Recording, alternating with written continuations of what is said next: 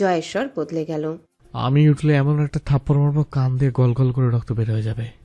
আচ্ছা মারুন, তবে তাড়াতাড়ি। যত তাড়াতাড়ি মারা শেষ হবে আমরা তত তাড়াতাড়ি বের হতে পারবো। জয় উঠে দাঁড়ালো অন্তুর সামনে।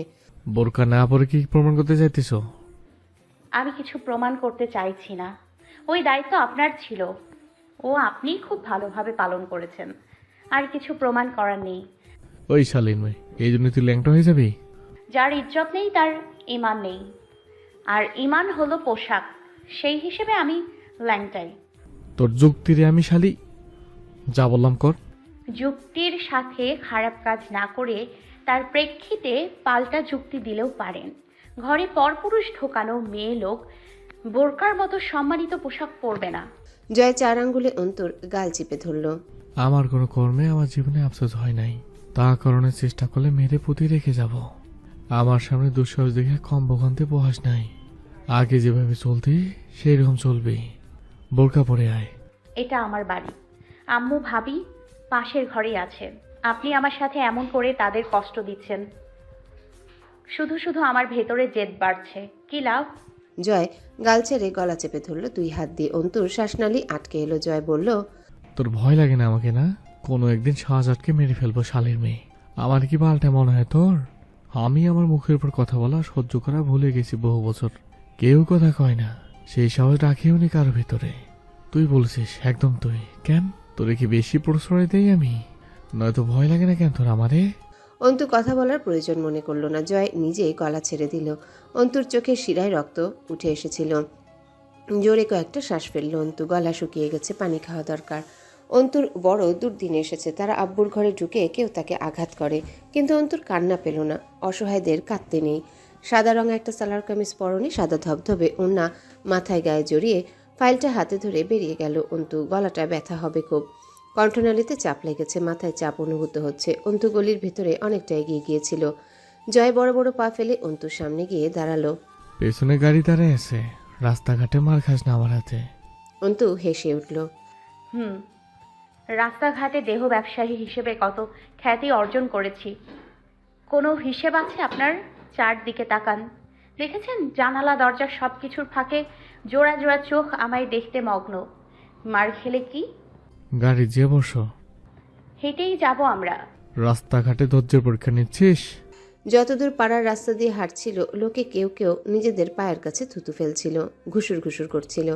নষ্টামি করার স্বামী নিয়ে দেখো কেমনে ড্যাং ড্যাং করে রাস্তায় বাইর হয়েছে। আর এই জয় ছাজরা এত শয়তান খাটাস ছাড়া।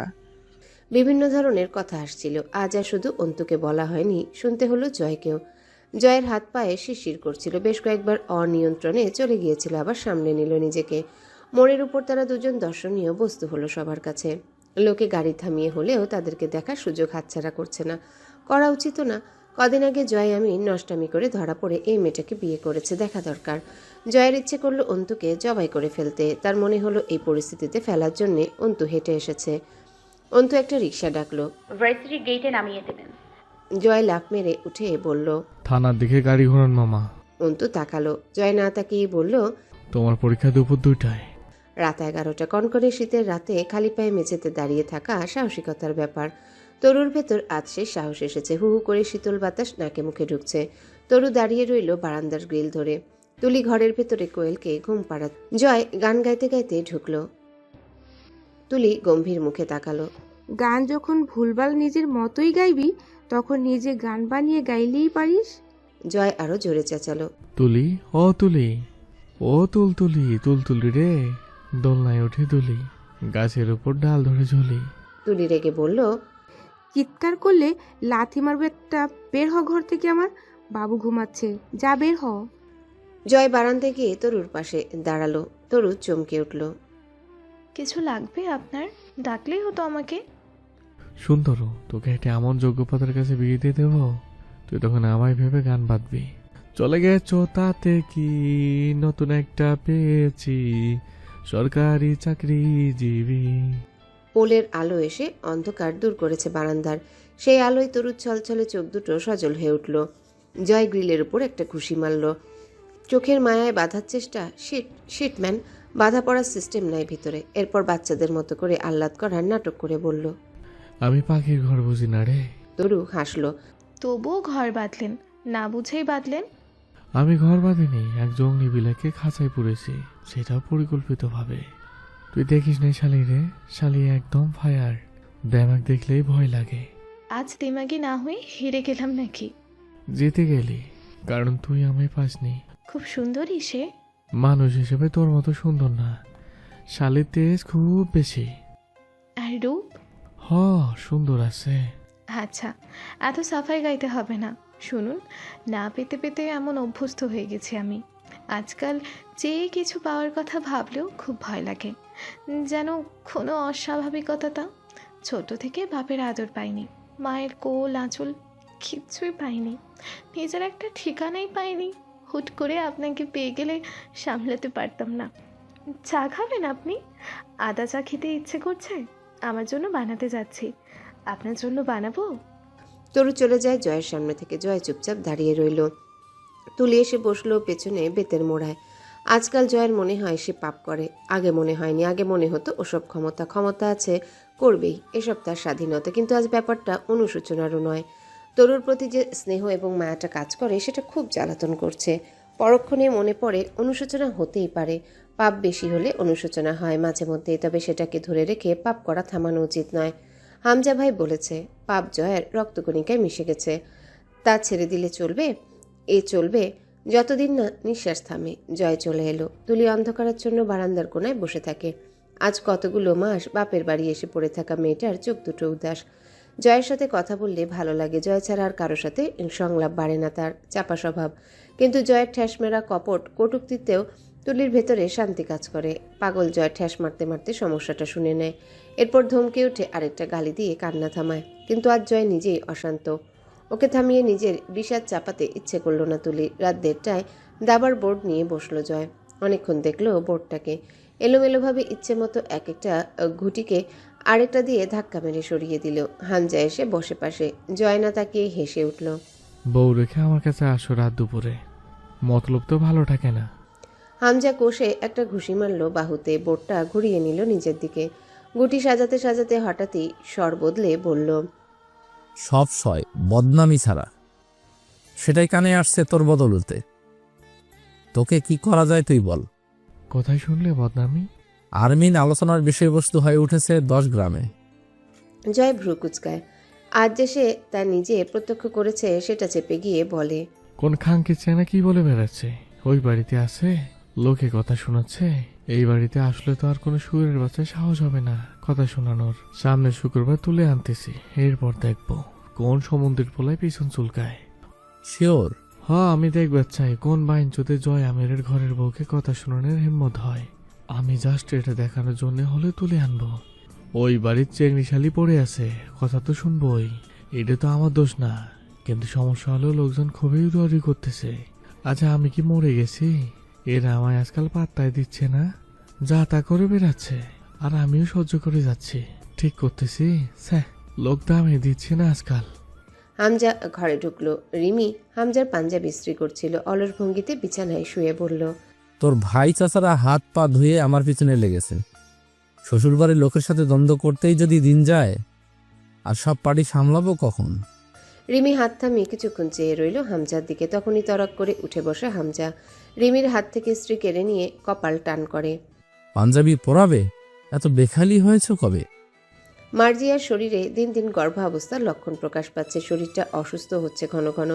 ডাক্তার দেখে ফিরতে ফিরতে সন্ধ্যা হয়ে গেল। রাস্তার মোড়ে রিকশা নামিয়ে দেওয়ার পর হাঁটতে হাঁটতে মার্জিয়া আনমনেই বলল, বোরখা ছাড়া তোমাকে দেখতে একটুও ভাল লাগে না অন্তু। জয় আমির কি বলে জানেন? জয় আমির কি বলে জানেন? আমার খুব ভালো লাগে যখন কারো আমাকে ভালো লাগে না। কথাটার মর্ম আছে, তাই না? তোমারও কি তাই? মানে আমার এখন তোমাকে দেখতে ভাল লাগতেছে না, এইটা তোমার ভাল লাগতেছে? অন্তু অল্প হাসল। চরিত্রহীনদের বোরকা পড়তে নেই ভাবি। মার্জিয়া গম্ভীর হয়ে বলল, তাহলে ওই জানোয়ারের কথা বলবা না আমার সামনে। হইতে পারে তোমার স্বামী, কিন্তু আমার শ্বশুর একটা কথা বলতো, গুয়ের এপিট আর ওপিট সমান। তা খোঁচাতে গেলে তুমি নিজেই নাপাক হবে, ছিটে তোমার গায়ে লাগবে, তাতে তো শরীর নোংরা হবে। এতে গুয়ের কি কোনো ক্ষতি আছে? তুমি কি করতে চাও বলো তো? তোমার কিছুই বুঝি না আমি। কিছুই করতে চাই না, কিছু না করতে চাওয়াটাই এখন সবচেয়ে বড় করতে চাওয়ার বিষয় আমার। মার্জিয়া ক্যাটক্যাট করে উঠল। আবার শুরু করলা? বলছি না তোমার এসব হেয়ালি কথা শুনলে রাগ হয় আমার। সহজভাবে কথা বলবা আমার সাথে। কঠিনের কি আছে? আপনাদের সমস্যা আমার বোরকা না পরা নিয়ে। আম্মু এজন্য কথা বলে না আমার সাথে। অন্তু চুপচাপ কিছুটা দূর হেঁটে হঠাৎই বলতে লাগলো। আপনি ছিলেন না সেদিন, আমার গায়ে থুথু পড়েছিল। মানুষের ছুঁড়ে দেয়া কেন জানেন? পুরুষ ঘরে ঢুকিয়ে কাপড় খোলার অপরাধে। শুনতে খারাপ লাগছে? আরও খারাপ কথা শুনুন। টেনে হিচড়ে খুলে ফেলা হয়েছিল আমার বুক থেকে ওড়নার পর্দা। মাথায় জড়ানো গামছাটা কেড়ে নিয়ে চুলগুলোকে আলগা করে ফেলা হয়েছিল। এই সুন্দর যাত্রাপালার দর্শক ছিল সেদিন হিউজ পরিমাণ। কিছু বলবেন? মার্জিয়ার হাঁটার গতি কমে যায়। অন্তু নিঃসংকোচে নির্লিপ্ত কণ্ঠে বলল। ওড়না ছাড়া আমাকে অতগুলো দর্শক দেখলো, চোখের তৃষ্ণা মেটালো, নোংরামি করে ধরা পড়ার দায়ে বিয়ে দিয়ে দিল নোংরায়ের সাথে। এরপর সেই শরীরে বোরকা জড়ানো, খুব মুখ ঢাকাটা পাগলামি হবে না? মার্জিয়া তাকিয়ে রইল অন্তুর দিকে। অন্তু সাবধান করলো। সামনে তাকিয়ে হাঁটুন, হোঁচট খাবেন। বাড়ির গলি সামনেই, আর কয়েক পায়ে এগোতে হবে। রাস্তায় লোক নেই। ওদের পার করে একটা গাড়ি গিয়ে থামলো সামনে। ওরা দুজন হেঁটে গাড়িটা পার করে এগিয়ে যাওয়ার সময় কেউ ডাকলো। শোনো। অন্তুর বুকটা ধুক করে উঠে প্রখর মস্তিষ্কে কণ্ঠস্বরটা চাপ ফেললো। এই কণ্ঠ চেনে অন্তু ফিরে তাকায়। হুডির টুপি মাথায় পলাশের। মার্জিয়া জানতে চায়, কে এটা অন্তু? চেনো তুমি? এইটা জয়ের বড় ভাই নাকি? অন্তু জবাব না দিয়ে ভাবির হাতখানা চেপে ধরল। পলাশ আজগর এগিয়ে আসে। ঠোঁটে লেগে আছে স্থায়ী সেই হাসি। অন্তু শুধায়, ভালো আছেন? পলাশ হেসে উঠল। তোমাদের ওখানেই যাচ্ছিলাম। সেই কবে থানা থেকে আসলাম, এরপর আর খোঁজ নাই। অন্য সব লোকের এতদিনে বউ বাচ্চা সহ সব চলে যায়। তোমাদের সাথে কিছুই করলাম না তেমন। আগের সব ঋণকারীদের সাথে না ইনসাফি হয়ে যাবে। দেখা যাবে ওরা অভিযোগ তুলবে। ওদের সাথে যা হয়েছে তোমাদের সাথে নয় কেন? ঠিক বলিনি? হ্যাঁ, ঠিক বলেছেন। আসলে আমাদের এত সুযোগ দিয়ে ঠিক করেনি। আমরাও ঋণী, ওরাও ঋণী। ওরা যদি এত কিছু হারায়, এত অত্যাচারিত হয়, আমরা কেন না? পলাশ কিছুক্ষণ চেয়ে থেকে বলল, চলো গাড়িতে ওঠো, একসাথে যাই। অন্তু মার্জিয়াকে বলল। ভাবি আপনি চলে যান এটুকু, আমি আসছি খানিক বাদে। পলাশকে বলল, বাড়িতে গিয়েও আমার সঙ্গে কথা বলবেন। চলুন আশেপাশে কোথাও বসে কথা বলি। ভাবি আপনি বাড়িতে চলে যান, আমি আসছি। এটাই পলাশ আজগর। মুখরা বদমেজাজি। মার্জিয়া একদম মিয়ে গিয়েছিল। ভয়াতুর চোখে অন্তুর দিকে চেয়েছিল। অন্তু চোখে আশ্বাস দিয়ে বলল, যান, কিছু হবে না আমার। এটুকু ভরসা রেখেছি নিজের ওপর। আম্মাকে বলবেন ঔষধ কিনতে গেছি। আপনার অসুস্থ লাগছিল, আগে ফিরেছেন। আমি চলে আসবো ইনশাল্লাহ। আল্লাহ হাফেজ।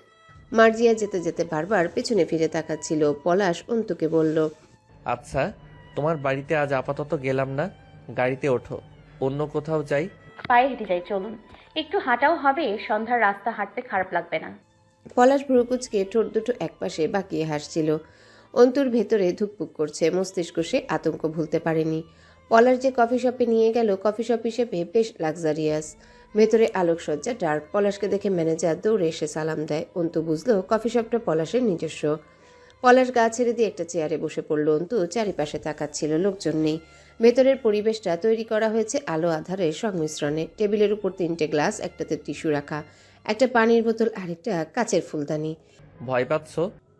অন্তু উপর নিচ ঘাড় নাড়ল। পাচ্ছি। পলাশ হো হো করে হাসল। প্রয়োজন নেই, বসে পড়ো। পাবলিক প্লেসে দুষ্টুমি করার ক্লাস পেরিয়ে এসেছি বহুদিন আগে। ছোট বয়সে ওসব করতাম।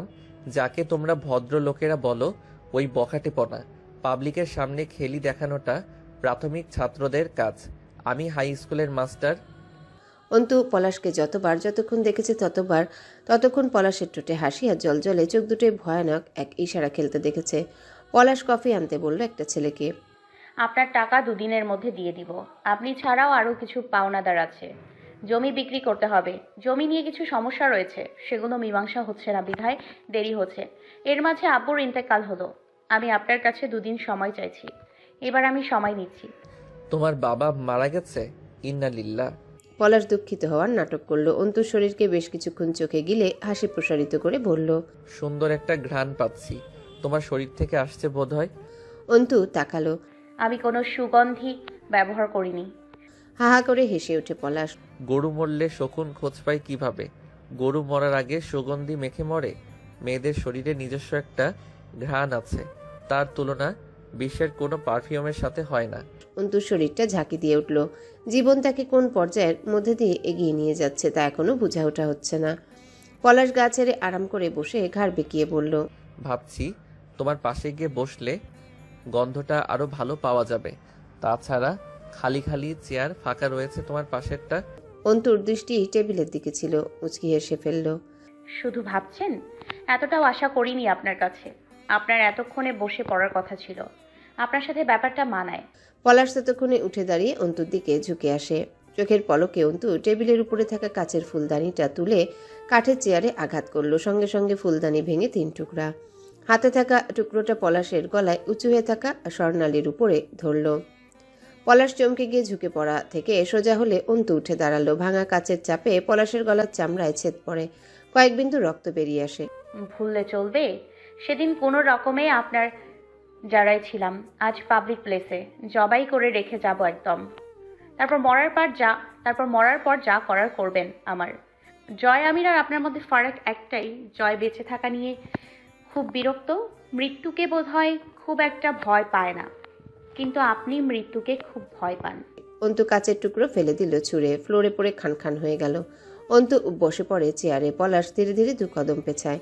টেবিলের উপর থেকে টিস্যু নিয়ে গলার রক্তটুকু মুছে নেওয়ার সময় মুখ বিকৃত করে। আচমকা রেস্তোরাঁ কাঁপিয়ে তোলে পলাশের ফেটে পড়া অট্টহাসির শব্দ। বাচ্চাদের মতো হাতে তালি দিল পলাশ। Mind blowing. আবারও হাসে হা হা করে। চেয়ারে বসে পড়ে ধপ করে, দৃষ্টি স্থির অন্তুর উপর। আমি ভাবতেছিলাম আমি সত্যি খুব হয়রান ছিলাম। জয় কাত হলো কিসে? তুই জানো, মানুষ যেমন ঠোঁটের সিগারেট কেড়ে নেয়, ও সেভাবে মেয়ে ভাগাভাগি করেছে আমার সাথে। আর ও তোমাকে বাঁচিয়ে নিয়ে গেল সেদিন আমার সাথে ঝামেলা করে, অথচ ও আমায় চেনে। কিন্তু তুমি সেদিন যেভাবে কাঁদছিলে, ছ্যাঃ, আর 5টা মেয়ের মতো লেগেছিল। মাগার এরপর একটা চমক, থু, সোজা জয়ের মুখে। আমি খুব ভেবেছি, আমার বউকেও বলেছি তোমার কথা। পলাশ চট করে থামলো। কিছুক্ষণ চেয়ে রইল ধুম ধরে চুপচাপ। কিছু মনে পড়েছে যেন, এভাবে তরি বাজালো। ওয়েট, আসছি 1 মিনিট। হাই কমিশন ব্র্যান্ডের ব্যালেন্ডেড স্কচ হুইস্কি মদের বোতল নিয়ে ফিরল। গলগল করে গ্লাসে ঢেলে তাতে চুমুক দেবার আগে বলল, নেবে 1 সিপ? অন্তু মাথা নাড়ল। হুম। চোখ বুজে পুরো 1 শট শেষ করে গ্লাস টেবিলে রেখে বলল, এবার কথায় এনার্জি আসবে। তোমাকে সেদিন একদম সাধারণ লেগেছিল, শিট, হতাশ আমি নিজের ভাবনায়। উঠে যেতে যেতে বলল, জয় যেমনই হোক, ওর রুচি ভালো, এটা আমি জানতাম। বড় বংশের ছেলে তো, আজ প্রমাণ হলো আরও একবার।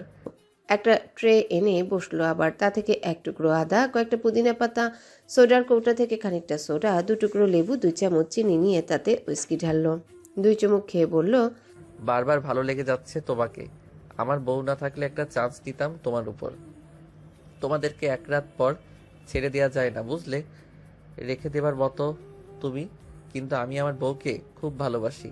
আসলেই বোঝা যায় অনেক বেশি ভালোবাসেন আপনার স্ত্রীকে আপনি। তোমার কাছে ভালোবাসা মানে কি বুঝি না। অন্তুর দিকে কফি এগিয়ে দিয়ে বলল, আমার সমস্যা কি জানো? আমাকে ভয় পাওয়া লোকের তো অভাব নেই। সেসবের ভিড়ে ব্যতিক্রম হিসেবে আমার বিরুদ্ধে অস্ত্র ধরা কারোর সামনে খুব কাবু হয়ে যায়। দুনিয়ার খারাপ মানুষের আরেকটা স্বভাব আছে, এরা ভালো মানুষের ওপর খুব সহজে পিছলা খায়। একে বলে বিপরীতে আকর্ষণ বোধ করা। পজিটিভ নেগেটিভ তারের মতো ব্যাপার আর কি, বুঝছো? কাদুলি হাসলো পলা। সাধারণ দেখতে লোকটা, কোনো জাঁকজমকতা নেই। আভিজাত্য আছে, তবে তা প্রকাশের যেন তাগিদ নেই ভেতরে।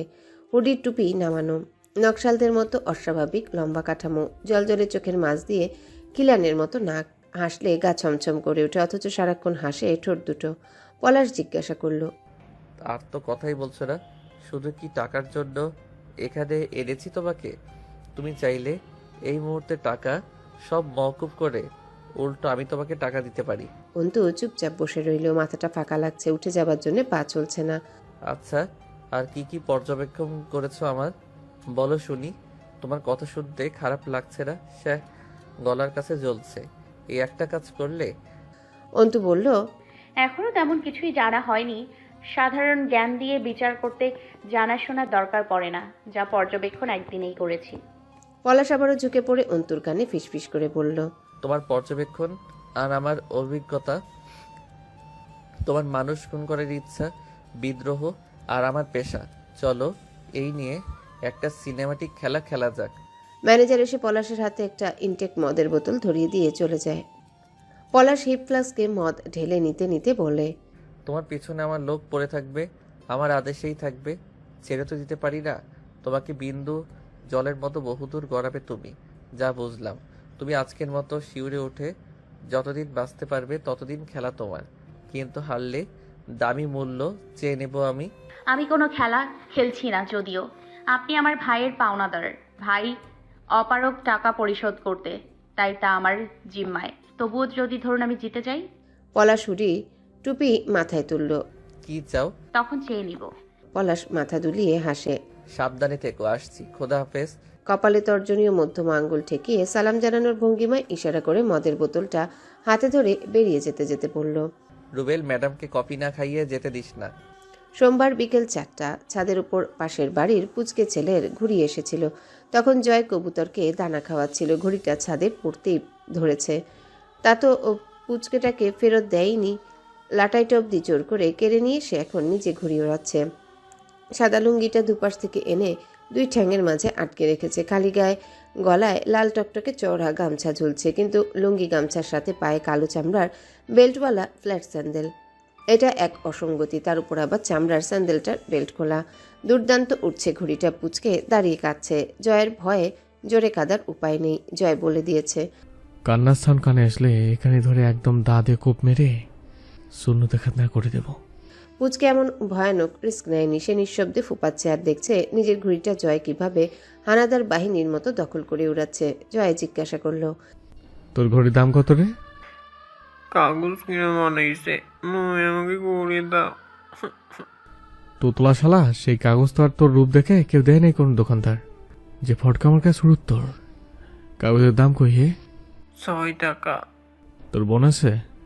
বিয়ে হয়ে গেছে। শিট, আমি খারাপ হলেও ভালো লোক। ভাবলাম তোর বোনকে জানানোর দামে তোর ঘড়িটা ফিরিয়ে দেব।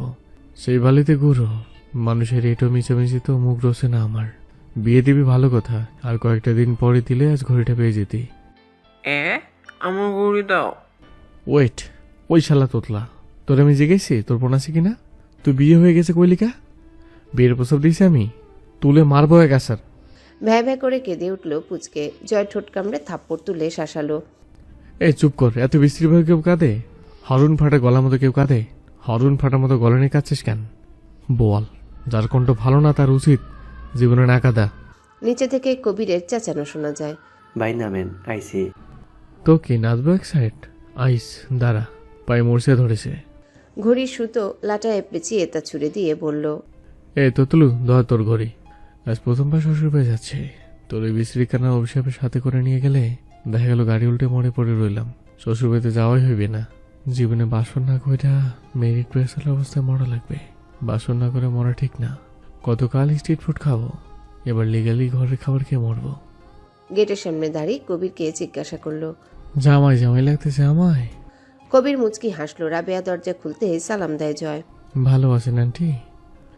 রাবেয়া কথা বলেন না, তার মুখে কালবৈশাখীর মেঘ জমেছে। জয় ঢুকলো। হাতের মিষ্টিগুলো হাতে না দিয়ে নিজেই ভেতরে এগিয়ে টেবিলের উপর রাখলো। কমপক্ষে 5-7 কিলো মিষ্টি। পেছনে ফিরে ঠোঁট কামড়ে হাসলো। সবাই স্বার্থপর দেখেছেন। স্বার্থের কাছে সম্পর্ক, স্নেহ, আদর, আচরণ সহ সব বদলে যায়। জীবনও। এর আগের বার এসেছিলাম, আপনি আমাকে আম্মা বলে ডাকতে বলেছিলেন, কারণ আমি এতিম। খুব মায়া হয়েছিল আপনার।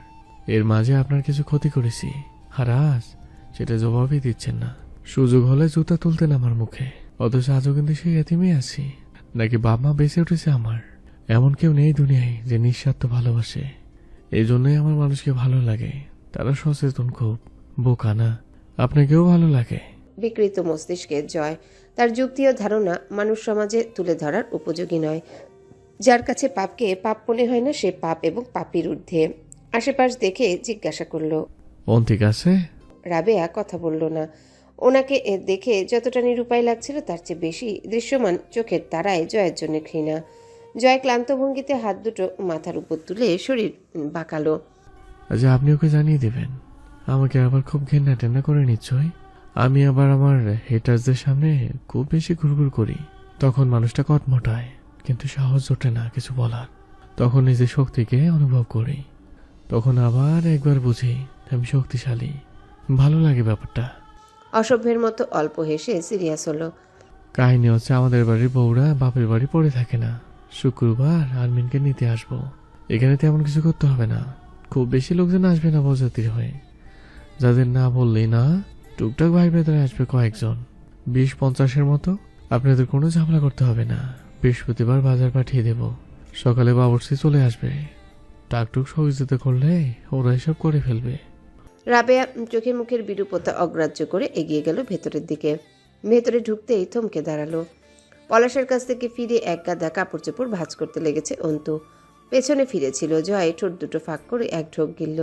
নিয়ন্ত্রণহীন চোখ দুটো মাথা থেকে পা অবধি স্ক্যান করে অন্তুকে। ঠোঁট কামড়ে সামান্য হেসে ডাকলো, ঘরলি। অন্তু পিছনে তাকায়, নির্বিকার নির্লিপ্ত চাহনি। পুনরায় নিজের কাজে মনোযোগ দেয়। জয় হেলে দুলে হেঁটে গিয়ে বারান্দায় দাঁড়ায়। ডাকটা শুনতে এমন লাগে, আর মেইন। অন্তু জবাব দেয় না, গলা উঁচিয়ে বলে জয়, সেদিন ঢোকার সময় তেমন একটা খেয়াল করি নাই। এসব পড়ে থাকা জমি তোমার বাপের নাকি? হলে অন্তপক্ষে দরটা ভালো পাবো। তোমাকে বিয়ে করার কিছু তো বেনিফিট হবে।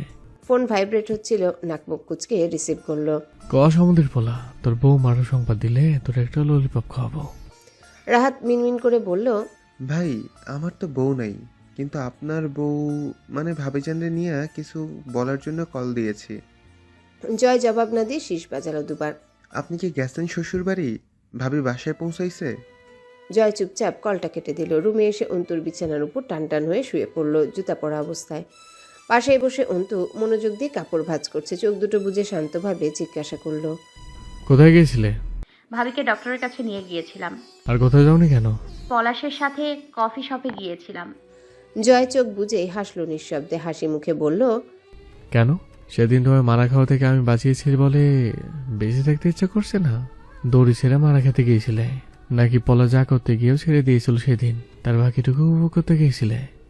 এমন একটা অশিষ্ট নোংরা কথাও বিশেষ কোনো প্রতিক্রিয়া পরিলক্ষিত হলো না অন্তুর মাঝে। যেন সে অতি স্বাভাবিক সবকিছুই শুনেছে মাত্র। অল্প হাসলো। সবার চরিত্র তো আর আপনার মতো ময়লা দুর্গন্ধে জড়ানো না। আপনার আর আমার কোনো তুলনা হয়?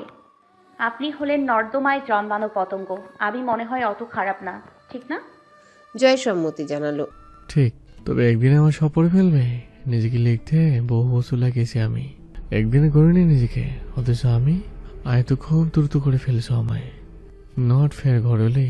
অন্তুর মন বিদ্রোহ করে ওঠে। আপনার মতো নিচুম মানের উপন্যাস পড়ার আমার রুচি কোথায় জয়ামির? কথাগুলো চেপে জিজ্ঞাসা করলো, মহাভারত পড়েছেন?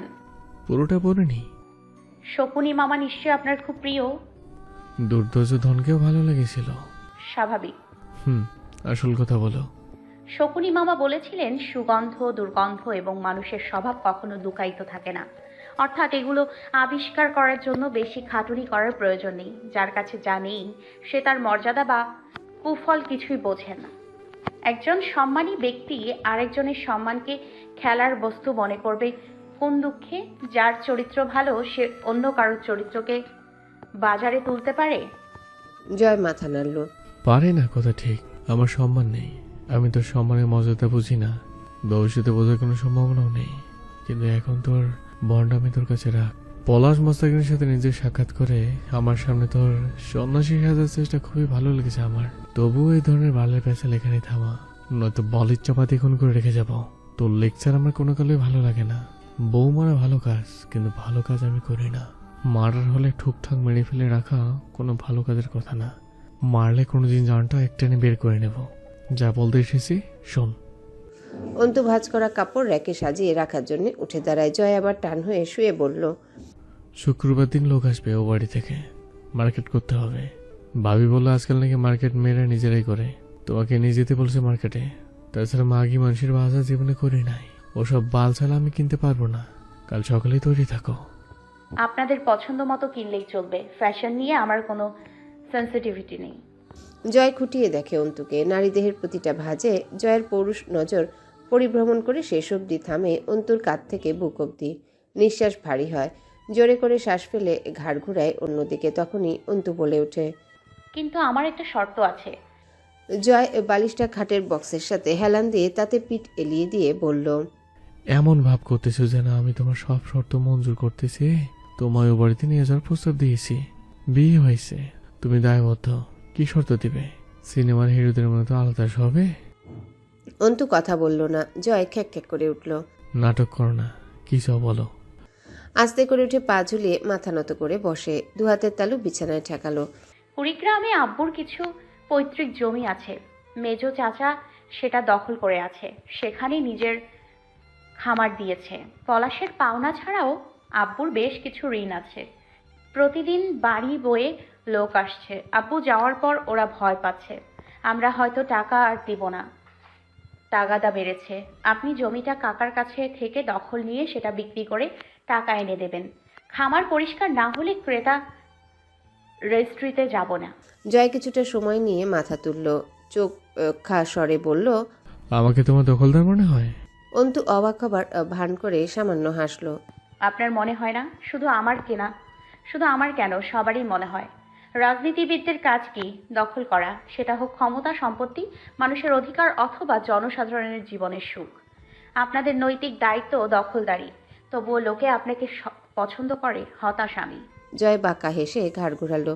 কারো পছন্দের হতে আসেনি দুনিয়ায়, বেঁচে থাকার জন্য এসেছি, নিজের মতো করে বেঁচে থাকবো। বেশ শান্ত দেখালো জয়কে। কাল মঙ্গলবার সকালের গাড়িতে কুড়িগ্রাম পৌঁছতে বেলা 11:30টার মতো বাজবে। কাল রেজিস্ট্রি না হলে আগামী পরশু বুধবার হবে। টাকাটা এনে হিসেব করে নিজ হাতে পলাশকে দিয়ে আসবেন। পলাশের পাওনা সুদ সহ 12 লক্ষ দাবি করেছে ও। ওখানে জমি আব্বুর 4 কাঠার বেশি, কম বেশি লাখ 20 টাকা আসতে পারে। বুধবারের মাঝে এই কাজগুলো শেষ করে ফেলুন। বৃহস্পতিবার অনুষ্ঠানের কাজের জন্য রইল। আদেশ করছো? আপনার মনে হচ্ছে? না। অন্তু হাসলো। তাহলে করছি না। তুমি যাবে না কেন সাথে? আপনি যাচ্ছেন তো চলবে? ভরসা করছো? আপনার মনে হচ্ছে? না। তাহলে করছি না। জয় মৃদু ধমকে উঠল। আমি একাকি কারবাল ছেড়বো ওখানে? কাউকে চিনি আমি? কল করব আমি, বলে দিব সব। আর এটুকু যদি সামলে নিতে না পারেন তাহলে আর মস্তান হওয়ার ফায়দা কি? অন্তুর সূক্ষ্ম অপমানে জয় ধৈর্যহারা হয়ে উঠল। একচোটে বসা থেকে উঠে অন্তুর পেছনে চুলগুলো মুঠো করে ধরে হিচড়ে পেছনে ঠেলে নিয়ে গেল। তাতে সবে গুছিয়ে রাখা কাপড়ের র্যাকটা উল্টে পড়ে যায়। অন্তু পিঠটা সজোরে ধাক্কা খায় দেয়ালে। পিঠে আঘাত পেতেই অন্তু থাবা দিয়ে খামচে ধরে জয়ের কলার।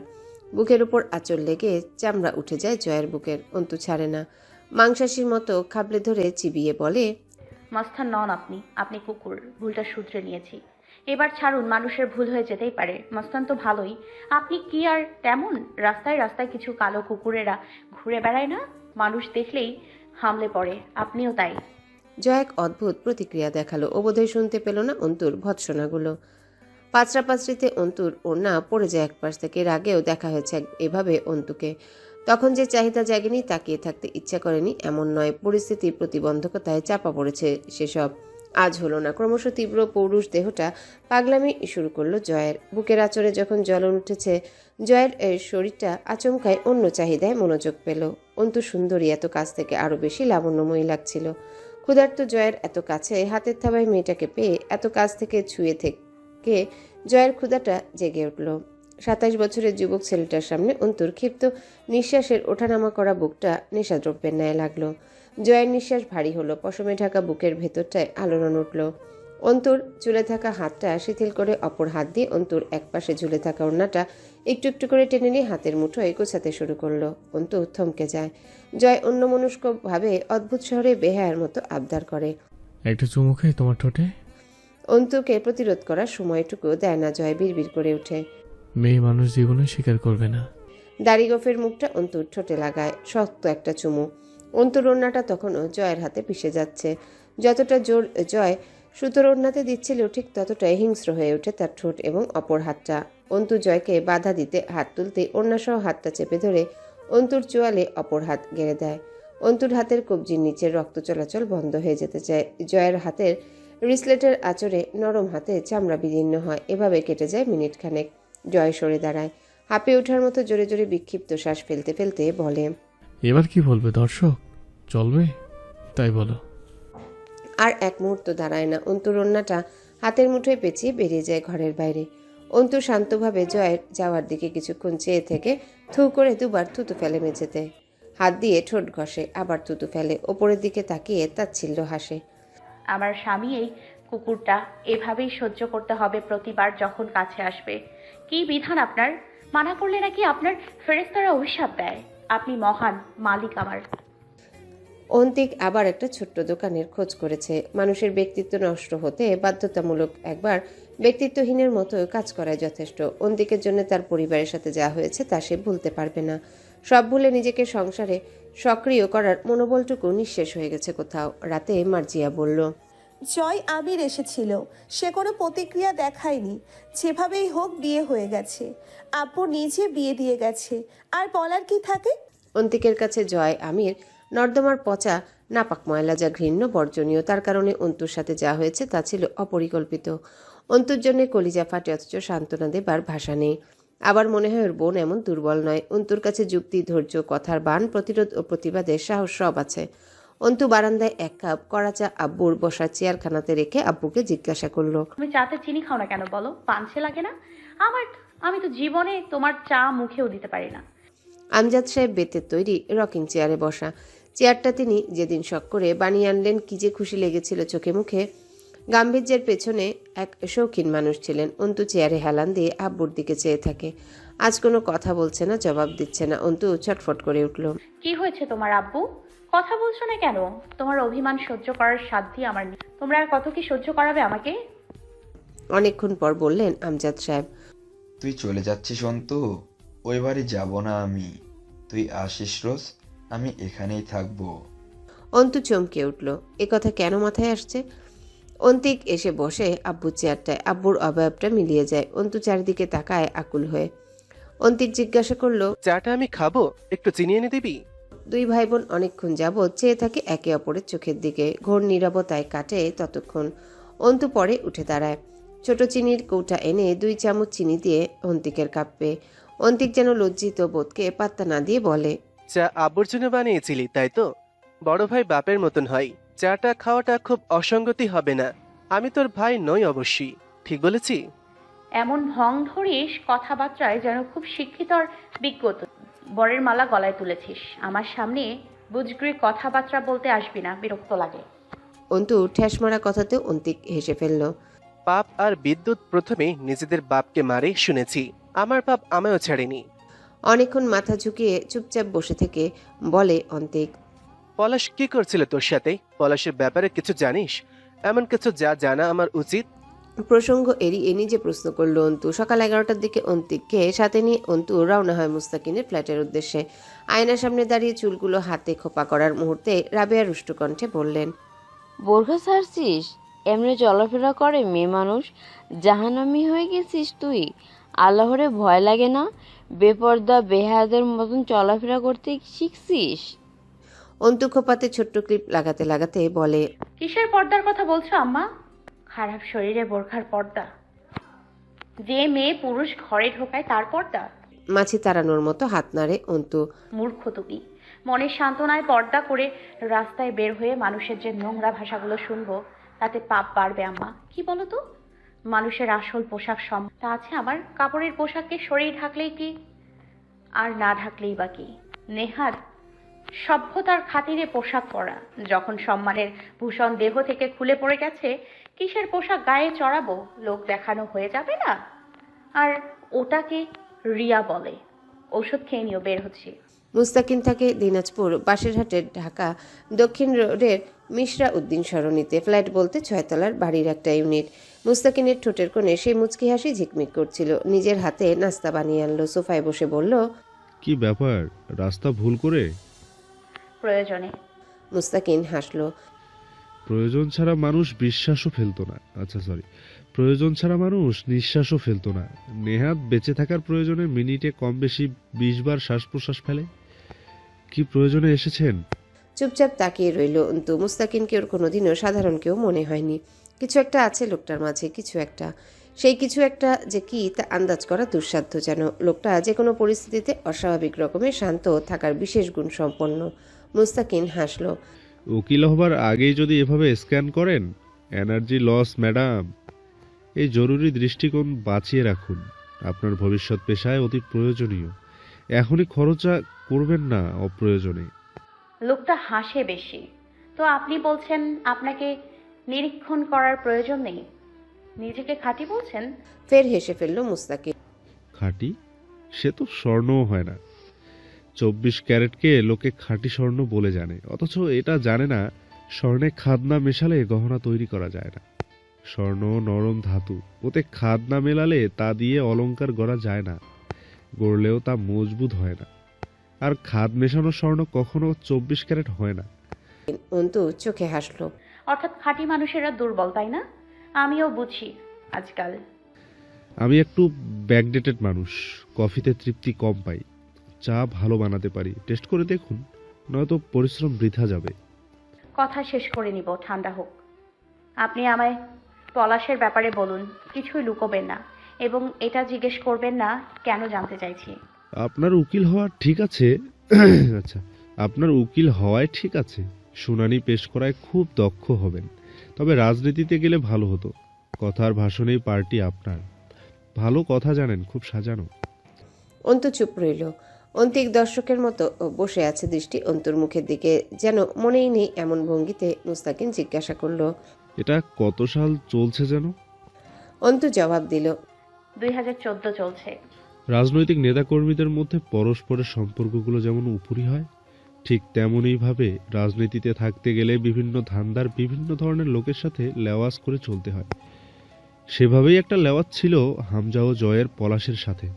হামজা পলাশের সমসাময়িক জুনিয়র। পলাশ হাজী মোহাম্মদ দানেশ বিশ্ববিদ্যালয় থেকে অনার্স পাশ করে বেরিয়েছে প্রায় 8 বছর আগে।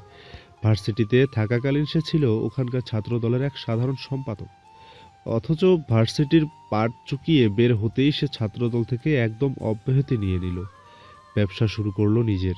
ধীরে ধীরে চাচা অর্থাৎ রাজন আজগরের সাথে মিলে হয়ে উঠল বিশিষ্ট এক সন্ত্রাস, সাথে মহাজন ব্যবসায়ী। সে সামলায় এখানকার কারবার। ঢাকাতে আছে রাজন আজগর। পলাশ রাজনীতি ছেড়েছিল, এর অবশ্য একটা কারণ আছে। ওর অনার্স ফাইনাল ইয়ার পরীক্ষার আগে একটা ছাত্র সংগঠন নির্বাচন অনুষ্ঠিত হয়েছিল। তার আগেই এক নোংরা কুকর্ম করে ফেলেছিল সে। এক গরিবের বউকে ক্লাবে তুলে এনে ধর্ষণ ও শারীরিক নিপীড়ন করে ছেড়ে দিয়েছিল। সেই মহিলার পরেও তার বিরুদ্ধে ছাত্রী হোস্টেলের কোনো ছাত্রীকে এমন কিছু করার অভিযোগ উঠেছিল। এরপর ছাত্র সংসদ থেকে বের হয়ে আসতে হলো তাকে। এই ক্ষোভে রাজনীতি ছেড়ে সন্ত্রাস নীতিতে যুক্ত হয়ে যায় সে। মানুষকে টাকা ধার দিয়ে তার শোধের ব্যবস্থা রাখে না, পরে বাড়ির মেয়েরা তার শিকার হয়, যা অন্তুর সাথে হয়েছিল। জয় জানে সবই, কিন্তু সে জানতো না অন্তুদের মতো রক্ষণশীল পরিবারের কেউ পলাশের কাছে ভিড়বে। পলাশ ছাত্র রাজনীতি থেকে বেরিয়েছিল কেবল নিজের অমানসিক মস্তিষ্কের চাহিদাগুলো চরিতার্থ ব্যবহার করতে। দিন দিন এত শক্তিশালী হয়ে উঠেছিল সে, তার শক্তির নিচে অল্প জায়গা পেলেও তা যে কারোর জন্য বিশাল ব্যাপার। তবে ওকে দেখলে ওর শক্তি সহজে আন্দাজ করার জো নেই। খুব ঠান্ডা এবং সাধারণ চলন ওর। চালচলনে খুব সাধারণ এবং আকস্মিক গুপ্ততা আছে। ওর যে মাথায় দোষ আছে এটা ওর শিকার ছাড়া কেউ ধরতে পারবে না। তবে 4-5 বছর আগে পলাশের জন্য চারিপাশটা এতটাও অনুকূল ছিল না। প্রশাসন পুরোটা মরেনি তখনও। সাল 2010-এর শেষের দিক। রাজনৈতিক বিপর্যয় পুরো দেশ জুড়ে। বঙ্গবন্ধুর হত্যা মামলার রায় কার্যকর হলো। আরেক দফা যুদ্ধাপরাধীদের বিচার হলো। বিএনপি নেত্রীর নিবাস পরিবর্তন। তখন দেশের অবস্থা খুবই উত্তেজিত। সেই সময় হামজা কেবলই মাথাচাড়া দিয়ে উঠেছিল রাজনীতিতে। তার সাথে ভাবটা পলাশ গড়ে তুলেছিল নিজের সুবিধার্থে। এরপর থেকে দুই পক্ষ পরস্পরের জন্য ব্যাকআপ সাইড হয়ে গেল। কিন্তু মাঝার তখন জয়ের বিপরীতে ভার্সিটির ছাত্র সংসদ থেকে ছিটকে পড়ার শোকে হতবিহ্বল। অথচ হামজার জনপ্রিয়তা তুঙ্গে। তার বিপক্ষে সরাসরি লড়ার হাত কোনো দিনও শক্ত হয়ে ওঠেনি মাঝারের। বাপ মেয়র থাকা সত্ত্বেও তরুণ রাজনৈতিক নেতা। হামজার দাপট চলছিল চারদিকে। চাচাতো বোনকে বিয়ে দেওয়ার পেছনে মাঝারের একটা দারুণ পরিকল্পনা থাকলেও তা কোনোদিনই সফল হয়নি। হামজা ঠিক যতটা চতুর তেমনি ভয়ানক। সে নিজের অর্জনের ভাগ দেয় না কাউকে। পলাশের সাথে নিয়মিত উঠবস শুরু করলো। এরপর সমস্যাটা তৈরি হয়েছিল হামজা ও জয়ের বেপরোয়া চলন নিয়ে। মাঝহার পলাশকে খুব মান্য করে চললেও জয় আর হামজার কাছে পলাশ তেমন একটা আধিপত্য বিস্তার করতে পারেনি কোনোদিন। আরও বহুত ব্যাপার আছে যেগুলো শুধু ওরা জানে। ওরা আপনার না জানা ভালো। মুস্তাকিন কথা শেষ করলো, অন্তু উঠে দাঁড়ায়। জয় আমিরের ব্যাপারে কি জানেন? জয় আমির এক যুদ্ধাপরাধীর ছেলে। খুব সংক্ষেপে জবাব দেবার চেষ্টা করছিল মুস্তাকিন। অন্তু বেরিয়ে আসে মুস্তাকিনের ফ্ল্যাট থেকে। রাস্তা পার হওয়ার জন্য দাঁড়াতেই নজর আসে ছোট্ট একটা মেয়ে বাবার সাথে রাস্তা পার হচ্ছে। অন্তুর বুকটা ধরাস করে ওঠে। তখনই ডান হাতটা চেপে ধরে অন্তিক, তাড়া দেয়। রাস্তা ফাঁকা, চল পার হই। বিগত 2014-র 5ই জানুয়ারি 10ম জাতীয় সংসদ নির্বাচন অনুষ্ঠিত হয়ে গেল। ভোট দিতে গিয়েছিলেন না আমজাদ সাহেব, কাউকে যেতেও দেননি। অন্তু তখন নতুন ভোটার। সে আব্বুকে খুব আগ্রহের সাথে বলে, কাল আমি নাগরিক হব, আমার প্রথম ভোট দিব। আব্বু হেসেছিলেন। তোর জন্য ব্যালট পেপার বেঁচে থাকলে না হয় ভোট দিতি। আজ রাতে সেসব সিল পড়ে যাবে। কষ্ট করে ভোট দিতে যাবার ঝামেলা নেই। জনগণের খাটুনি কমাতে সরকার দেখ কত কি করে। তবুও লোকে বলে রাজনীতি আর রাজনীতিকরা ভালো নয়। সে খবরের কাগজে পড়েছিল নির্বাচনের আগের রাতে কমপক্ষে 500 ভোট কেন্দ্রে আগুনের হলকায় দাউ দাউ করে চলেছে। 20-25 জনের মৃত্যুর খবর যদি ছাপাই হয়, আমজাদ সাহেব ধারণা করলেন মৃত্যু এর চেয়ে অনেক বেশি হয়েছে, আহত অগণিত। তার মধ্যে নিশ্চয়ই শিবির আর বিরোধী দলীয় বিএনপি ছেলেরা বেশি মরেছে। অন্তু সতর্ক কণ্ঠে জিজ্ঞাসা করেছিল, আব্বু তুমি কি জামায়াত শিবিরকে সমর্থন করো? আমজাদ সাহেব বেশ কিছুক্ষণ চুপ থেকে বলেছিলেন, আমি অন্তত এদেশের বর্তমান ক্ষমতায় থাকা স্বৈরাচার নেতাদের সমর্থন করি না। অন্তুদের ভার্সিটি ছুটি হয়ে গেল। চারিদিকে হাহাকার। মাস জুড়ে স্কুল কলেজে ছুটির পর ছুটি। একে একে জেলে যায় লোকে। তার কয়েকদিন পর তাদের ফাঁসির রায় কার্যকর হয়। সুবিচারে দেশ ভরে উঠতে লাগলো কানায় কানায়। লোকে রাতে বাইরে বের হয় না সুবিচারের ভয়ে।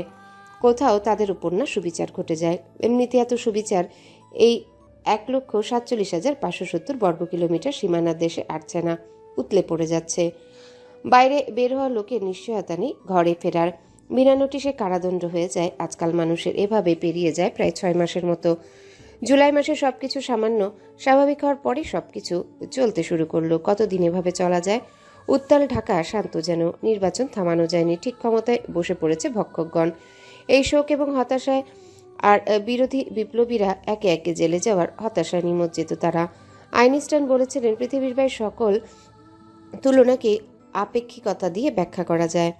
আপেক্ষিকভাবে বিরোধী দলগুলো নির্বাচনের পর ঠিক যতটা হতাশা নিয়ে দমে গেল হামজা জয়ের মতো ছাত্রলীগের তরুণেরা উপর মহলের প্রশ্রয়ে তত বেশি হুঙ্কার দিয়ে নিজেদের জাহির করার সুযোগ হাতিয়ে নিল। অন্তু জয়কে কবুল করেছিল 26শে নভেম্বর 2014। 16 দিন পর আজ 12ই ডিসেম্বর 2014 রোজ শুক্রবার। অন্তু বিয়ের সাজে বসে এসব ভাবে অবাক হয় জীবন তাকে কোথায় এনে দাঁড় করিয়েছে। সে ধীরে ধীরে সাধারণ একটা স্বপ্ন দেখা মেয়ে থেকে কেমন আন্তর্জাতিক ও রাষ্ট্রীয় বৈষম্যের দিকে ঝুঁকে পড়ছে। কিসের সংগ্রামের আগুন বুকে ধিক ধিক করে চলছে। পরিস্থিতি তার ভেতরে যে আগুন জ্বালিয়েছে তা তাকে আর কত দূর নিয়ে যাবে। অন্তু মাঝে মধ্যে বিরক্ত হয় নিজের উপর। সে আজ এমন প্রতিবাদ করতে না গেলে, সহ্য করা শিখলে জীবনটা এর চেয়ে অন্তত ভালো হতো। তখনই আব্বুর সেই সব শিক্ষা এসে সামনে দাঁড়ায়। পরিণামের চিন্তা যদি তোকে প্রতিবাদ করা থেকে পিছপা করে তোলে, সহ্য করতে শেখার পরামর্শ দেয়, সে চিন্তাধারা একটু কেরোসিন ঢেলে ছোট্ট করে দিয়াশালায় জ্বালিয়ে দে। আর যদি সবাই এটা করতে পারত, দেশ কখনোই স্বৈরাচার স্বেচ্ছার হয়ে ওঠার সুযোগ পেত না। পৃথিবীতে ক্ষমতা এবং দুর্বলতা আলো এবং অন্ধকারের মতো। অন্ধকার না থাকলে আলো কখনো দৃশ্যমান হতো না। এখন আপেক্ষিকতার সূত্র খাটে। দুর্বলতা আপেক্ষিকতায় ক্ষমতার জহির হয়। তুই যতক্ষণ দুর্বল, তার তুলনায় বরং তোর সম্মুখে কেউ শক্তিশালী, তুই শক্তিশালী, তখন তোরা দুজন বরাবর। কাটাকাটি হয়ে যাবে শক্তি, আর কারোটাই তখন শক্তি থাকবে না। ঠিক যেমন আলোর বিপরীতে আলো অতুলনীয়, অন্যায়ের প্রতিবাদ করার ফলে যে ক্ষতিগুলো জীবনে নেমে আসে এবং অন্যায় প্রতিবাদ করতে গিয়ে যারা ক্ষতি ও অবিচারের সম্মুখীন হয়, আল্লাহ তাআলা তাদের বলেছেন মজলুম। আর তিনি স্বয়ং প্রতিশ্রুতি দিয়েছেন, নিশ্চয় তিনি তার মজলুমদের সাথেই আছেন। অন্তু ভেতরে বিপ্লবের আগুন জ্বলে ওঠে। শুরুটা হয়েছিল একটা বোরকা পরা মেয়েকে সিগারেট হাতে তুলে দেওয়ার মাঝ দিয়ে। এরপর প্রতিটা দিন একটা মেয়েকে নিয়ে রঙ্গতামাশা কথা, তরুণ যুবনেতার বিরুদ্ধচারণ দিয়ে শুরু এই কাহিনী আজ অন্তুকে পর্দাহীন, মনুষ্যত্বহীন, সুস্থতাহীন এক অস্বাভাবিক চিন্তাধারার মানুষে পরিণত করেছে। মেয়েরা যুদ্ধে ইজ্জত দিয়েছে, গর্ভের ছেলে, মাথার সিঁদুর, গায়ের কাপড়। কেন কেন শুধু ওরা দিয়েছে? ওরা কেন কেড়ে নিতে পারেনি? ওরা কেন কেড়ে নিতে আসা হানাদারদের বুকে বটির কোপ বসাতে পারেনি? চালের বাটাম খুলে কেন দিতে পারেনি মাথায় একটা বাড়ি? সেসব কুকুরদের রক্তে কেন চুরি পড়া হাত দুটো ধুয়ে ফেলতে পারেনি? আজও কি হচ্ছে? সেদিন আঁখি কেন একাধিক নারকীয় পিশাচদের দৈহিক খোরাক হয়েছে? কেন দ্বিখণ্ডিত করে ফেলতে পারেনি সেই সকল ক্ষুধার্ত জন্তুদের পাপী দেহপিণ্ডটাকে? অন্তুর সাথে কি এর কম কিছু হয়েছে? এত হানাহানি কিসের?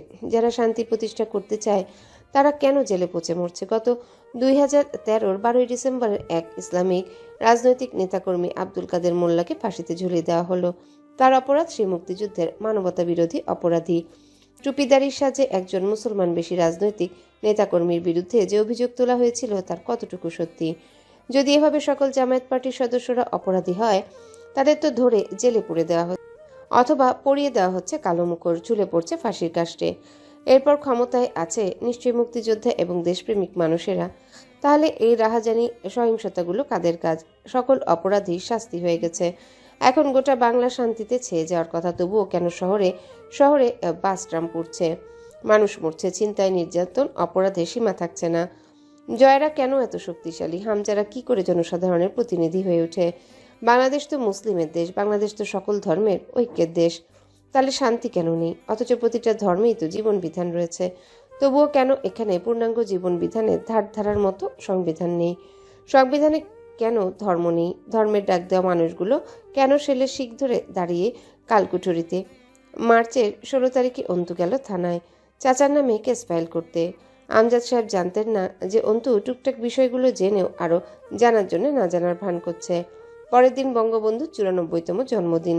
থানার গেটে এক পুলিশ থামিয়ে অন্তুকে বলল, বোরকা খুলে ভিতরে যান, হিজাব খুলে ফেলুন, মুখ দেখান। বোরকার ওপর দিয়েই তল্লাশি করুন। ম্যাডাম, যা বলছি তা করুন। আর জঙ্গির দল বোরকার আড়ালে বের হবে কত এমন? এসব পর্দা সব স্থানে চলে না, খুলে ভেতরে যান। অন্তু ধৈর্য হারায়, জ্বালা ধরানো হাসি হেসে বলেছিল, কোথাও শুনেছিলাম ধান পড়ে চুলায়, পানি ঢালে পাছায়। আপনি সারা দেশে আছেন যেখানে বোরকার তলে আসলেই ধান পড়ছে, সেসব জায়গায় গিয়ে পাহারা দিন। বরং কর্তব্যপরায়ণতার নাটক করে জায়গায় পানি ঢালবেন না, নয়তো দেখবেন ওদিকে ধান পুড়ে সিদ্ধ পাতিলটা সহ ব্লাস্ট হয়ে গেছে। অন্তু আর দাঁড়ায়নি সেদিন। সে কর্তব্যপরায়ণ পুলিশ অফিসারকে কথা বলার সুযোগ না দিয়ে চলে এসেছিল। অন্তুর বরযাত্রী আসলে খুব বেশি নয়। হুমায়ুন পাটোয়ারি, হামজা, পার্টির বিশিষ্ট কিছু ছেলে ছাড়া আর কেউ আসেনি। জয়ের পরনে সাদা শেরওয়ানি, মাথাটা খালি, পাগড়ি নিয়ে পিছে পিছে ঘুরছে রাহাত। খাওয়া শেষ করে অন্তুকে বের করে নিয়ে যাওয়া হলো। অন্তু এক ফোঁটা কাঁদল না। অন্তিক বোনের হাতটা চেপে ধরে গেট অব্দি নিয়ে যায়। রাবিয়া দূরে দরজার চৌকাঠ ধরে দাঁড়িয়েছিলেন। ঝরঝর করে পানি পড়ছিল অসহায় মায়ের চোখ দিয়ে। অন্তু এগিয়ে গিয়ে বলে, আম্মা, বিদায় হও। নতুন এই জীবনে কিছুদিন বেঁচে থাকতে চাই। বেঁচে থেকে কিছু নতুন অভিজ্ঞতায় ভিজিয়ে ফেলতে চাই হাত দুটো। সেই অভিজ্ঞতা সামলে নেয়ার দোয়া করো। আমি আসবো তোমায় দেখতে। খবরদার ওই পাপের ইট বালুতে গড়া দালানে তোমার পা ফেলো না আম্মা। আব্বু আমায় যেদিকে দিয়ে গেছে তা আমার মাঝে থাক। তোমরা পা নোংরা করতে যেও না। দেশের পরিস্থিতি ভালো না, আর না মানুষ, সমাজ ময়লা হয়ে গেছে। তোমরা সরল মানুষ কোনো রকম বেঁচে থাকলেই অনেক। রাবেয়া হু হু করে কাঁদেন। অন্তু বড় হয়ে গেছে। ছোট ছোট প্রতিবাদ থেকে জন্ম নেওয়া অন্তু কিছু বিষমাখা অভিজ্ঞতার আয়োজনে আজকাল কেমন যেন লাগাম ছাড়া হয়ে গেছে। অন্তিক ফিসফিস করে বলে, যতদিন ছিলি কথা হয়নি বহু বছর। আজ বহুত কথা টের পাচ্ছি ভেতরে, বলার সুযোগ নেই। বহুদিন রাতে ঘুমাইনি, চোখ দুইটা খুব জ্বলছে। তোর চোখ জ্বলছে না? জ্বলছে না। আমার খেয়াল রাখিস। ভাবি আর তোর বাচ্চার হাল ধর। হতাশা হলো দুর্বলদের দেহে লেগে থাকা জীবাণু, যা তোকে গ্রাস করেছে। তামাশা হতাশা ঝেড়ে একবার জিতে ফেরার মতো করে গা ঝাড়া দে, দেখবি নিজেকে পুরুষের মতো মনে হবে। যা করেছিস ইহকালে পেরিয়ে এসেছিস। আমিও তো জীবনে কত কিছু করেছি, পর্দাও করেছি। আজ এই বিয়ের সাজে মানুষ দেখছে। এখন কি সেই অতীতের বোরকা পরা অন্তুকে ভেবে কাঁদবো? নতুন করে শুরু কর। আমার তোকে প্রয়োজন, ভাবির তোকে প্রয়োজন, তোর বাচ্চার তোকে প্রয়োজন।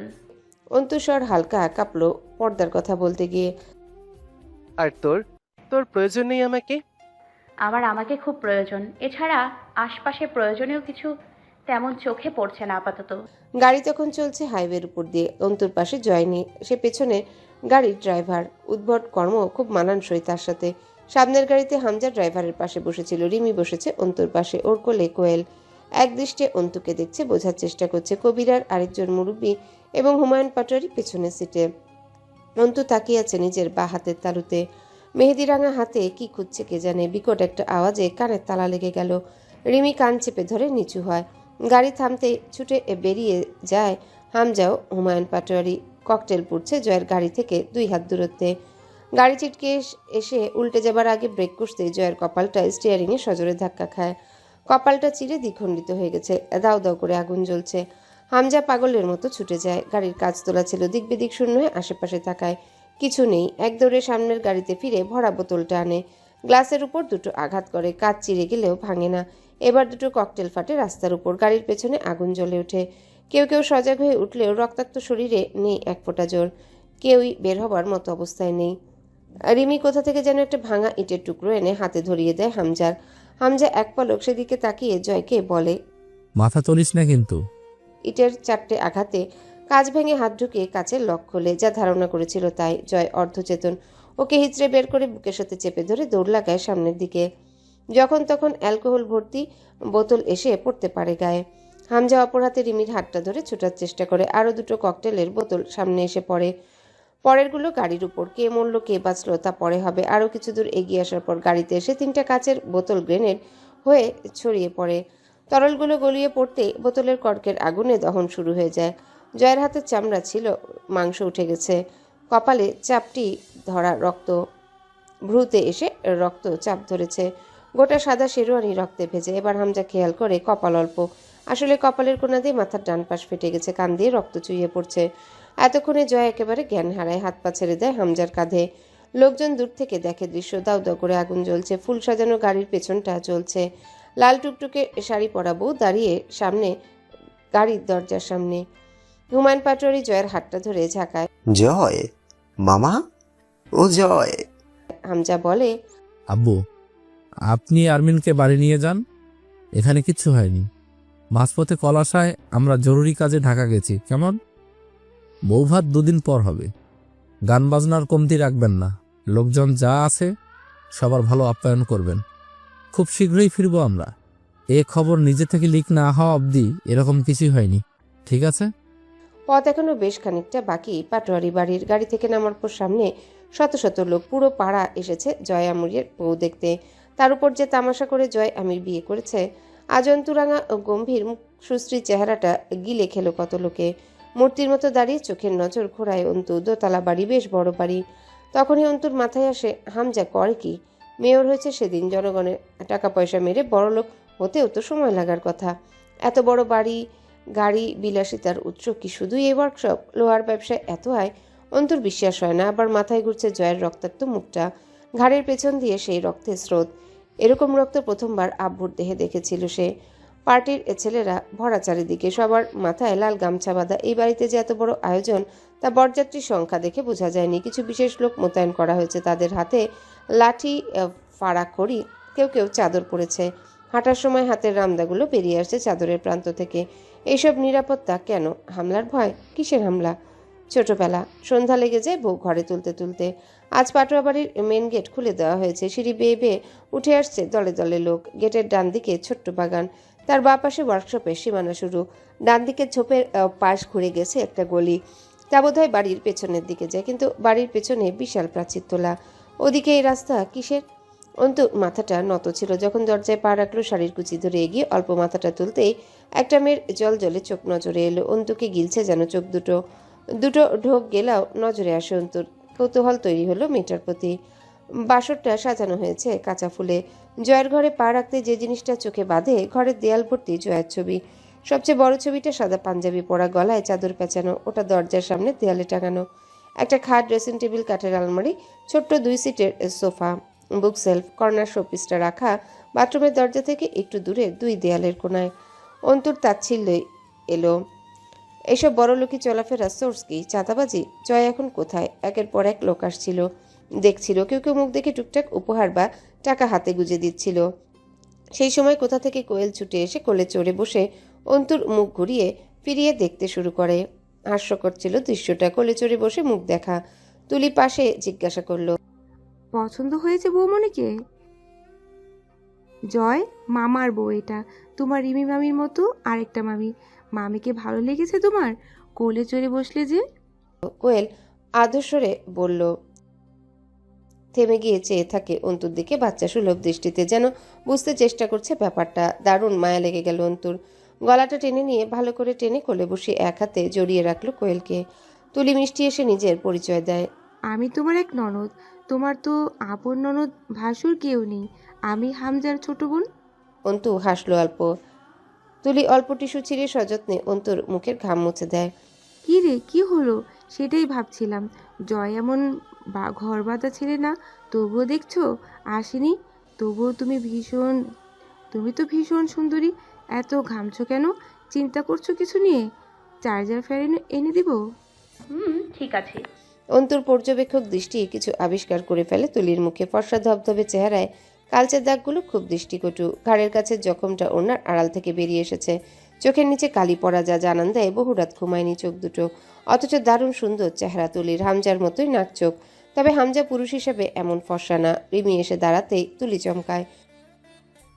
রেগে উঠল তুলি। রিমি যান্ত্রিক স্বরে জানায়, রাস্তায় গাড়িতে হামলা হয়েছিল। জয়কে বোধহয় আপনার ভাই রাজনীতিতে নিয়ে গেছে। আতকে উঠে তুলি, মুখটা বিবর্ণ হয়ে যায়। দরজার বাইরে ধপ করে বসে পড়ে তরু। মৃত ঝর্ণার মতো ঝিরঝির করে গড়িয়ে থুতনি ছোঁয় নোনা জল। শাহানা জানতে পেরে হাউমাউ করে কেঁদে ওঠে হামজার জন্যে। তার ভয় হয় ঢাকা যেতে যেতে আবার যদি হামলা হয়।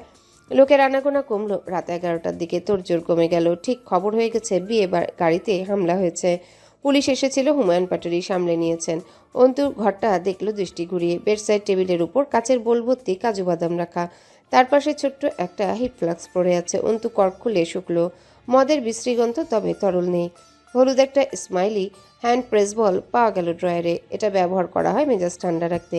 মানসিক বিশেষজ্ঞরা এটাকে হাতের মুঠোয় রেখে প্রেস করার পরামর্শ দেন মেজাজ শান্ত রাখতে।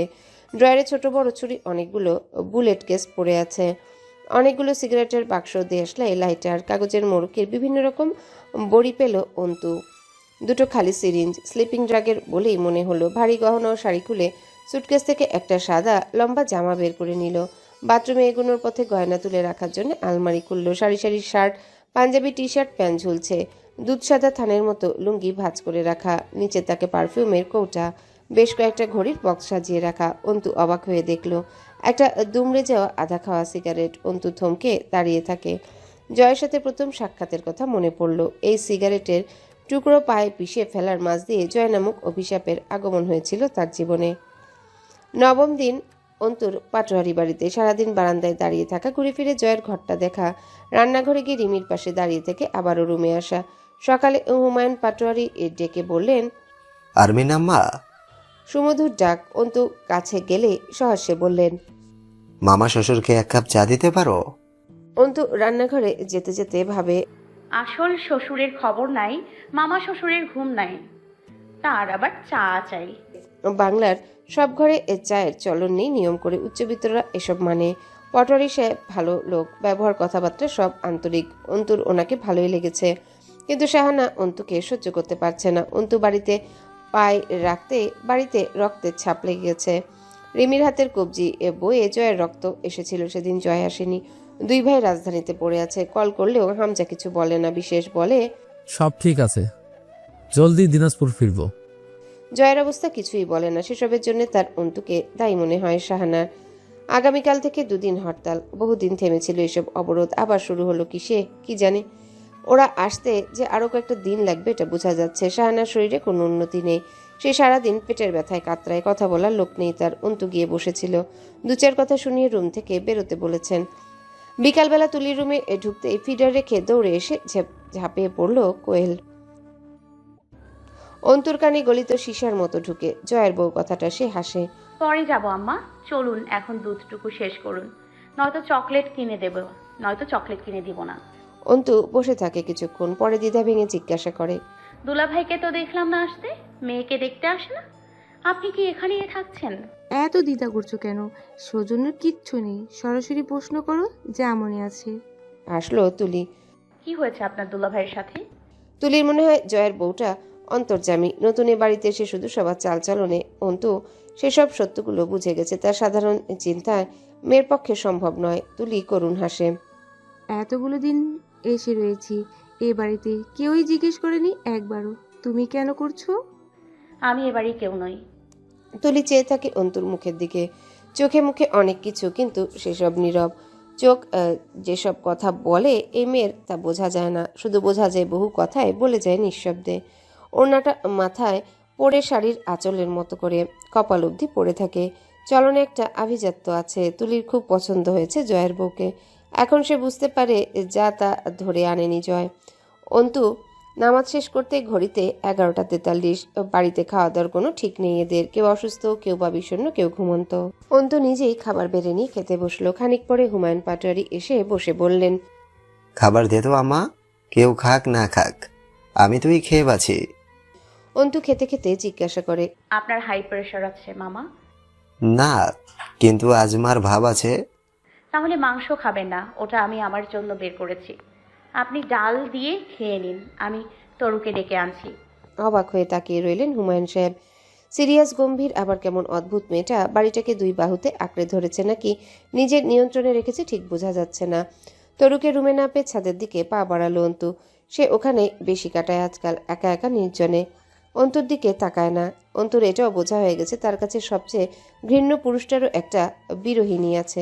আশ্চর্য হলেও আশ্চর্য নয়, কারণ মানুষের মন বড় বিচিত্র। তরুর কাছে হয়তো জয়কে ভালোবাসার কারণ আছে।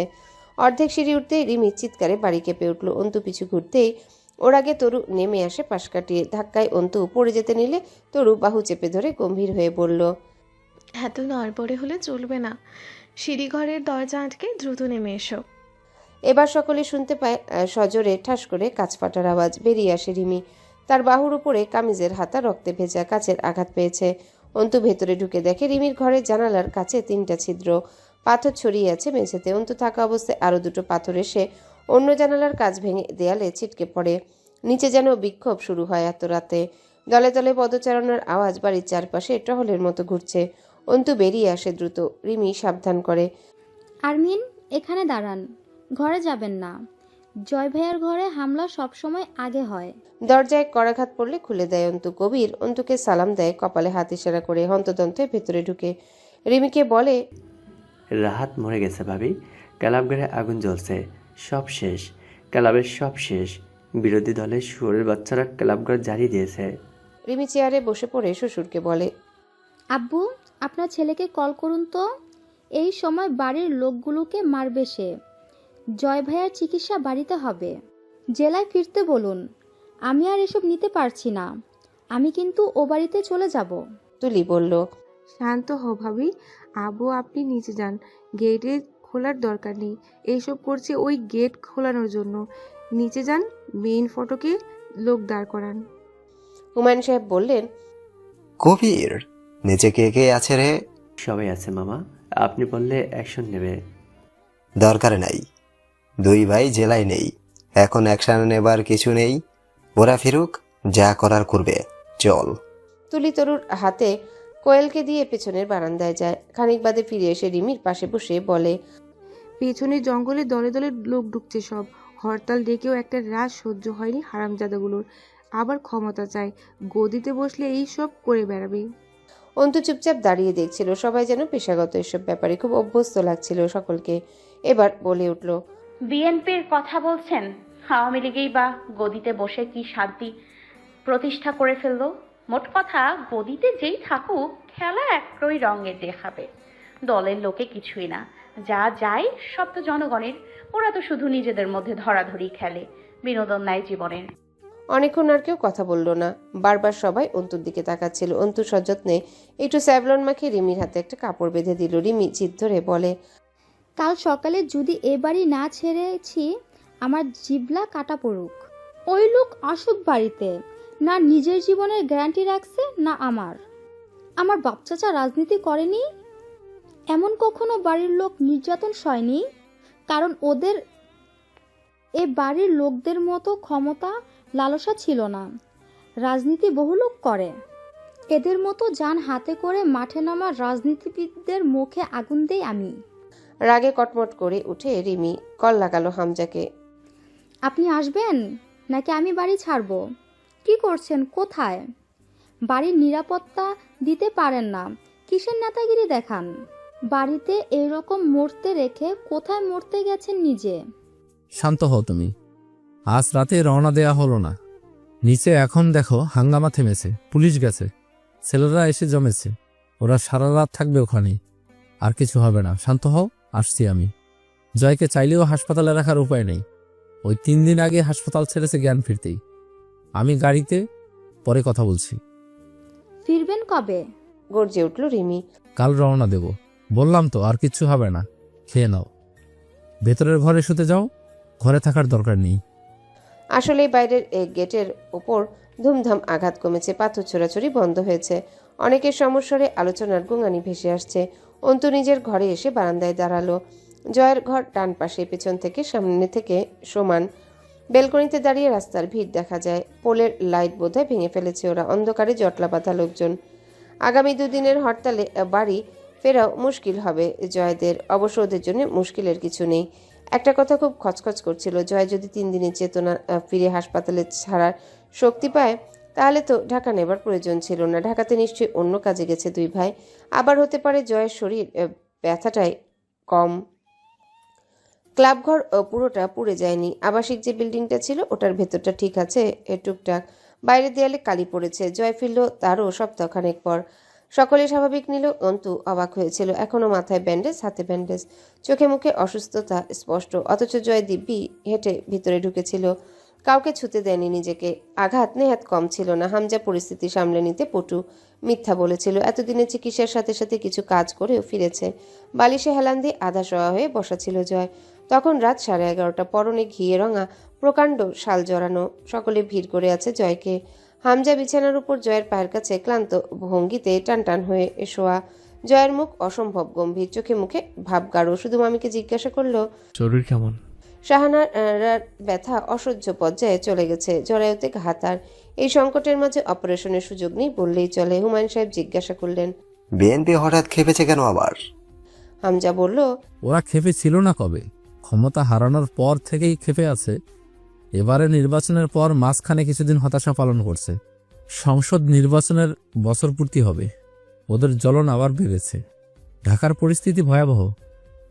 সেদিনের হামলা ওরাই করেছিল? না, আবারও হ্যাঁ। বিএনপি দল ভারী হয়েছে, বুঝতে পারছো না? ক্ষমতা এসেছে এক দল, আর আসেনি বহু দল। ওই বহুদল এখন ধীরে ধীরে আর একদল হয়ে যাচ্ছে। মাঝার নাকি তোর সাথে কথা বলতে চায়? কথা নেই আমার কোনো, ওশালা ধান্দাবাজ। ওর বাপের অফিসে কাল কয়েকটা জঙ্গি ঢুকেছিল, এখন হাত মেলাতে চাইবেই। না মেলালে আবার নতুন ফোন দিয়ে আসবে আমাকে বাস দেবার। রাস্তার কাজ থেমে আছে, কন্ট্রাক্টর এসে ঘুরে গেছে কয়েক দফা। ওদের তো অলিফলি বেঁধে গেছে, রাস্তার কি বাল হয়েছে। কয়েকদিন আগেও প্রাইমারি স্কুলের সম্মেলনে নতুন বিল্ডিং মঞ্জুর করা হলো। ভরে না জনগণের? এই পরিস্থিতিতে রাস্তার কাজ হয়? কয়েকটাকে বোম মেরে উড়িয়ে দিয়ে গেলে তবে হয়তো সুখে থাকার চিন্তা দূর হবে জনগণের। আর কেউ কথা বলল না। শান্ত হামজার এই কথাগুলোই আগুনের মতো গরম। সহজে না রাগা মানুষটার সামান্য একটু চেতে যাওয়ায় অনেক। রিমি বেরিয়ে গেল ভারী পা ফেলে। জয় চুপচাপ খাটের সাথে হেলান দিয়ে চোখ বুজেছিল। অন্তু গরম পানি নিয়ে ঘরে ঢুকলো। হামজা বলল, প্রেসক্রিপশনটা আমার কাছে দাও, বুঝিয়ে দিচ্ছি। অ্যান্টিবায়োটিক দিয়েছে, সময় মতো খাওয়াবে। অন্তু কাগজ এগিয়ে দিয়ে দাঁড়ালো। জয় চোখ খুলে তাকায়।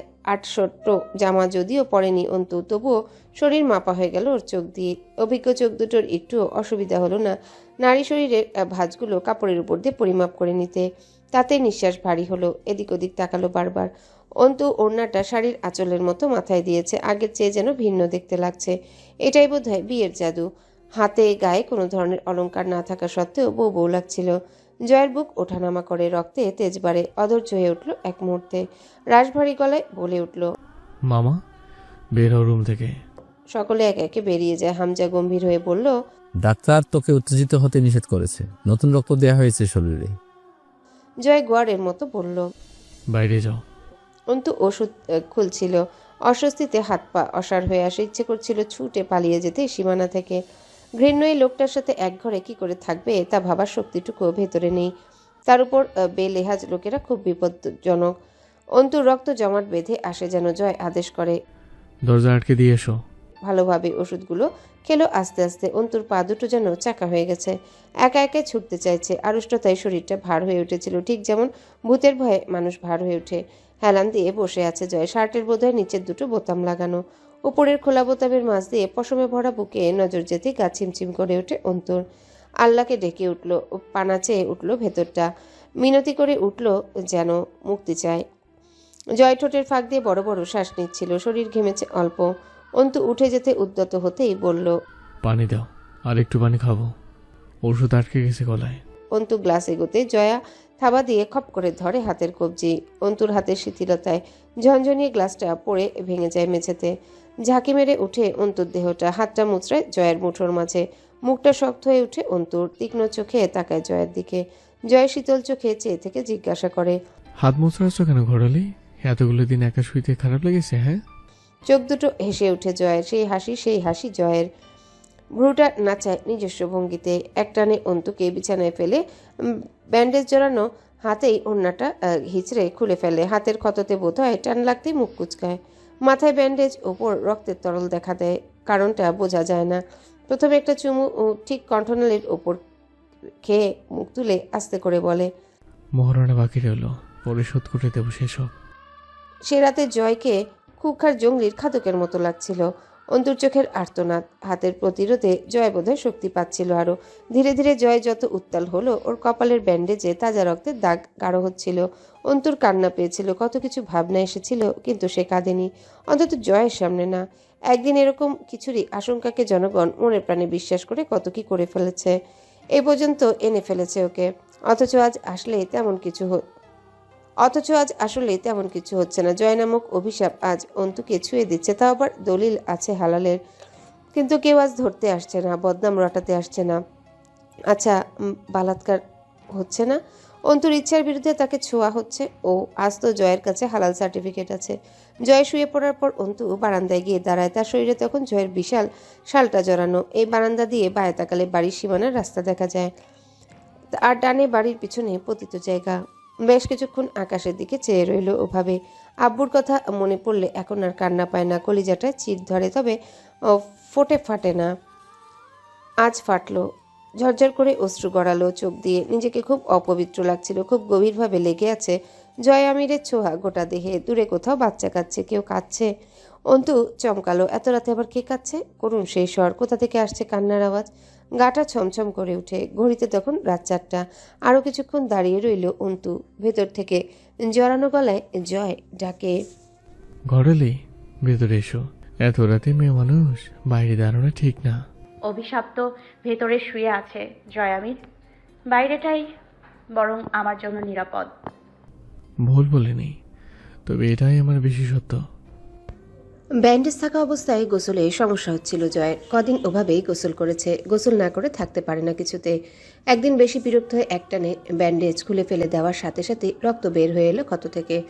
ওপরের চটা উঠে গেল কাপড়ের সাথে। অভ্যাসবশত চিৎকার করে ডাকলো জয়, তরু। পরে বিড়বিড় করলো, হ্যালো বন্ধুরা, পরবর্তী পার্ট খুব তাড়াতাড়ি আসবে, তো সবাই অপেক্ষায় থাকো। আর চ্যানেলটি যারা এখনো সাবস্ক্রাইব করোনি তারা পরবর্তী পার্ট দেখার জন্য চ্যানেলটি সাবস্ক্রাইব করে রেখো। ধন্যবাদ সবাইকে, আমাদের সাথেই থেকো।